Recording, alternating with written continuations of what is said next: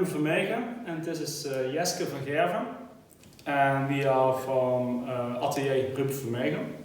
We're so thrilled to be in What's New, What's Next. In the Netherlands, we used to have these Persian table runners on top of the tables, and we were sitting... This one? Yeah, actually this table in front of us is also made from these table runners.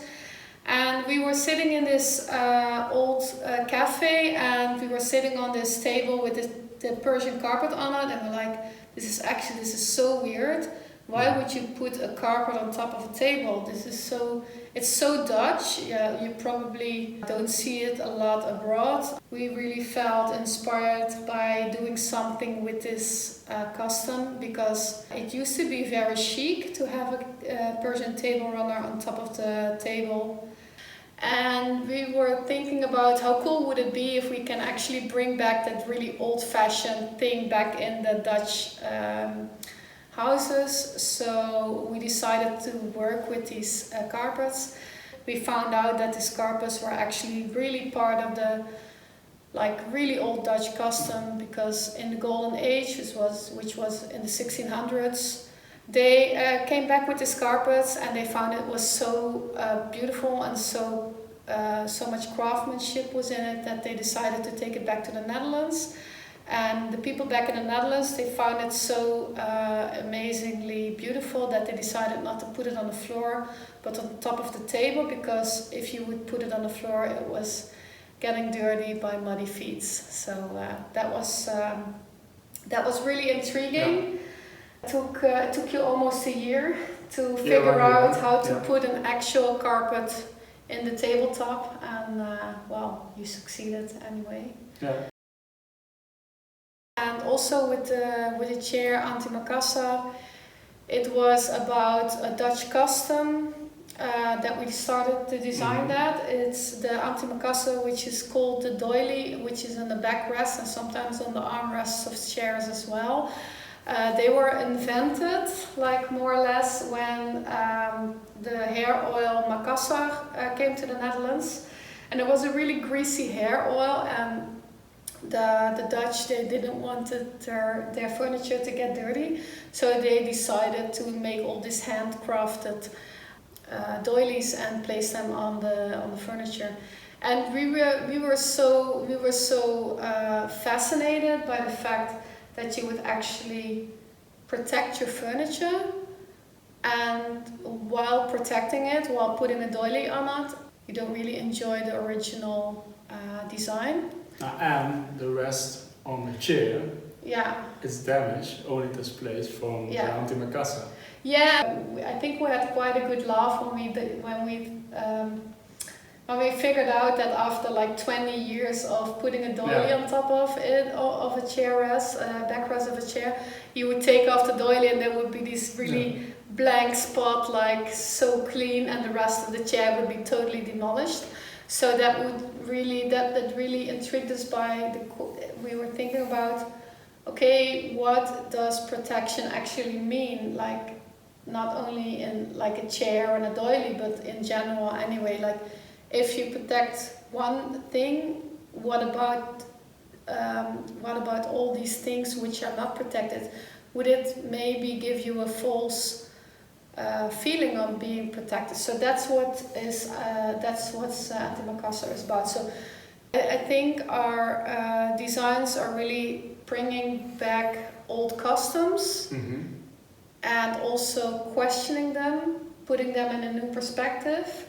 Putting them also in a perspective that people really enjoy these customs again, and not only think of them as, oh yeah, that's old-fashioned and we don't do that anymore, but bringing back story behind the customs. I think that's in general what we at least try to do with the Cafe 6116 series. And antimacassar too. Antimacassar, yes.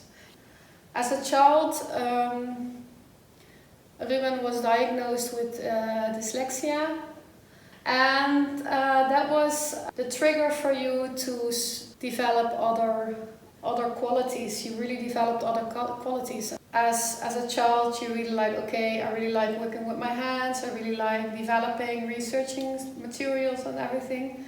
and that really helped you to become the designer you are right now. Yeah, and you have a different way of looking at things, and people get really surprised when they hear how you approach things. They're like, okay, I wouldn't have thought of that myself, and that's really because of your dyslexia. You got really creative by it. Exactly. And that's a really of a big influence on your career or on your development. And also, your mother is an artist. Your father is an architect. So it runs in the family more or less. As designers, we have a really big responsibility towards resources because as designers we use them a lot. So we are really about being conscious about what we use in what amounts, and whatever we can reuse we would really do.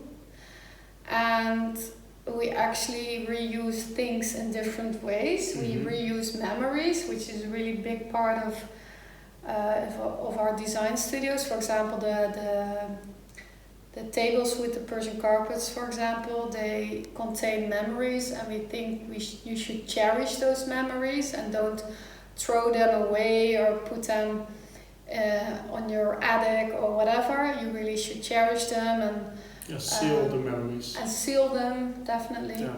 So that's one way on how we reuse things. When we first started with our design studio, we were about, let's make furniture. Like, let's do it, let's make beautiful stuff. And there was not so much heart and soul and sweat and tears always, but not so much of heart and soul in it. And I think over time we started to make things we really feel that they need to get a stage. Yeah. And that makes us getting more and more autonomous. Yeah. That depends on how you look at it. I think we started to share our stories and the things we think are worthwhile to tell. They got a place in the designs more and more, and you're actually making art right now. You're making design, but you're working on an art piece today. So like the line between art and design is getting more blurry, and it's actually so much fun. It feels like giving a part of yourself. And I think like a few years ago it was like, okay, another piece of furniture, that's okay, and now it feels like it's a part of yourself. Yeah. Ruben loves to cook. I always call it cooking. And cooking means mixing stuff and it's exploded. Sticking stuff together. He's more like an alchemist maybe, sometimes. And you really like it, and me too, of course, if like this design really comes together as being like and the story, of course, like a whole thing. And if it's coming all together in one piece, and you feel like it's a kind of eureka moment, that's a really cool moment. Actually, the best part ever is always when we start having interaction with people and see their reactions on our pieces. And for example, once we were at this design show, and there was this lady and she was just passing, and she was looking, and then she came back, and she actually saw a table with a carpet on it, and she started, she was really emotional. She said, she's crying. Yeah, she said, I can see that this carpet was actually produced by a family member of me, because we have this specific pattern, and I recognize it, and it was actually a sign of her family was in it. So she was really, that was beautiful. It was beautiful. And next day, bring the family, the whole family. Yeah. Coming back to the expedition. And that's such a cool moment, because it is really, as I said before, the designs are really part of us, and it's really nice to see interaction. Working on designs or designing in general is about a constant inspiration, so it's not a specific moment or a specific thing what gives inspiration. It's more about, it's the whole process. Yeah, the whole process.